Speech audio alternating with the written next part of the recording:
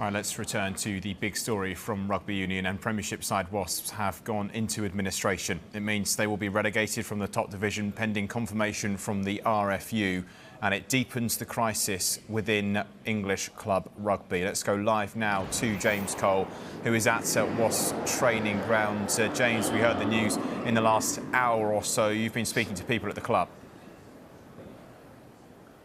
Yes, a very sad day this for Wasps, one of the most successful clubs in the professional era of rugby union. Players and staff have been meeting here behind me at the training ground. They were told the news around about 1 hour ago, and they've been leaving in the last few minutes. Head coach Lee Blackett left a short while ago. He stopped and spoke to us.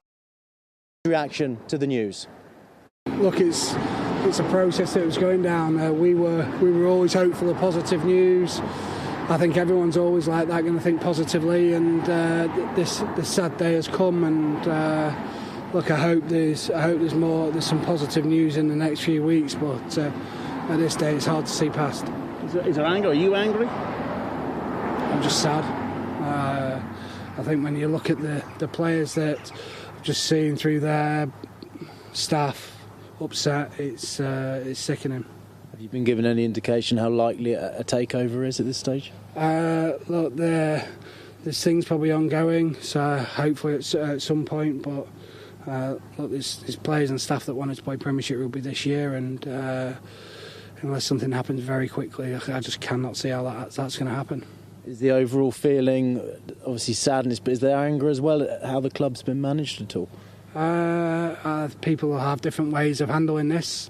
I'm extremely sad because the people that are in the environment and care massively about those guys, and seeing how upset they were is devastating. Probably isn't a word. It's more extreme than that. It's so sad. We worked so hard as a group to get together. This staff and players that have been here for a long time, come through Wasps academy guys to have this day where this group is likely to get split up. It's really sad. What do you do now, Lee? Are you looking for another job, or do you hang on? I just got to take a little bit of time to digest this, see where the next few days, see if there's any positive news comes out the other side. But I think everyone in there, it's you realise at this moment it's not just the players and staff here. There's massive families behind them, and just my thoughts are with everyone in the environment, all their families, their kids, their parents, everyone. You forget how big to every player. You go and watch a player play and you think it's just him, and then you look on the sidelines and he's got a massive family watching him, and there's people that have been brought up on Wasps, and to lose that is gutting. Okay, James, that's the head coach. What about the CEO of the club? What's he have to say? Yes, he has also been speaking to us a few moments ago. Remember, this came about because of £2 million in tax owed to HMRC. They gave Wasps this deadline, which Wasps were able to extend twice, but ultimately it was a deadline to repay the HMRC £2 million in tax. But Wasps' debts are far, far bigger than that. They also owe £35 million as part of a bond scheme, which helped fund their move from London to Coventry back in 2014, and they owe their owner £18 million. So any buyer or investment group coming in to buy Wasps are going to have to settle those debts with the creditors before Wasps could even then consider returning to Premiership action. As you said at the top, they are suspended from the Premiership and all competitive forms of rugby. They will be relegated pending an appeal. That appeal would have to see Wasps convince the RFU that this was a no-fault insolvency and came about because of the pandemic rather than bad business decisions. But CEO Stephen Vaughan stopped a few moments ago to speak to us. He is resigned to the fact that Wasps will be in the second tier, the Championship, next season. We've been in dialogue with the RFU and PRL with regards to relegation. They've been very good with us. Both the RFU and PRL are very honest with us. They understand the situation. The difficulty that the RFU faces, I guess, a precedent that it may set with other clubs. But yes, we are in dialogue with them now to see what we can possibly do. And of course, we've gone into administration. But that doesn't mean we're not still having conversations with people, and we will still do that. And we probably understand that we have to come back in the Championship next year, but there's a lot of players in there that would love to stick with Wasps, whether it's in the Championship or the Premiership. So this club's been going for over 155 years, and if it means 6 months elsewhere to bring it back with really good, solid, honest ownership, a great leadership team and the core group that's in there now, then I think we take that today. And how close do you think a takeover is? Hard to say. People are aware that we've been on the market for a long time now, so it's not like it's a surprise to anybody. We are in genuine dialogue with people. We've got more conversations happening tomorrow, the day after, and we really hope that we can get the right people involved.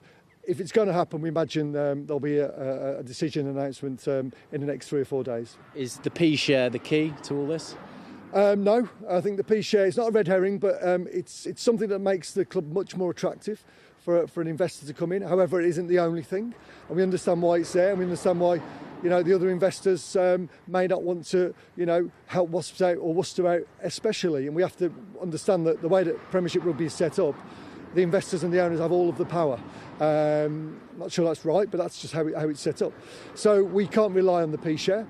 So all of the conversations that we're having at the moment do not rely on the P share. It's a very honest conversation about what the financial outlook looks like. What would you like to see happen now to prevent other clubs following your fate and Worcester's fate? Yeah, I think what I'd really like is for Premiership Rugby to have a real accountability with regards to the leadership group there being able to make decisions. Currently, the way that it's set up, and it's no fault of Premiership Rugby, it's set up where the owners of all of the clubs get to make decisions on all of the other clubs, and that's just not right. So a bit like the NFL and the NBA, we'd have a commissioner. I think that would be essential.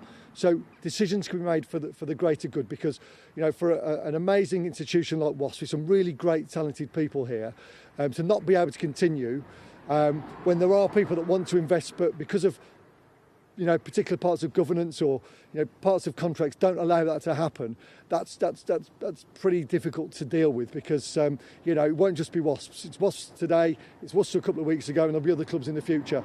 And we need strategic governance that allows the CEO of Premiership Rugby to make decisions.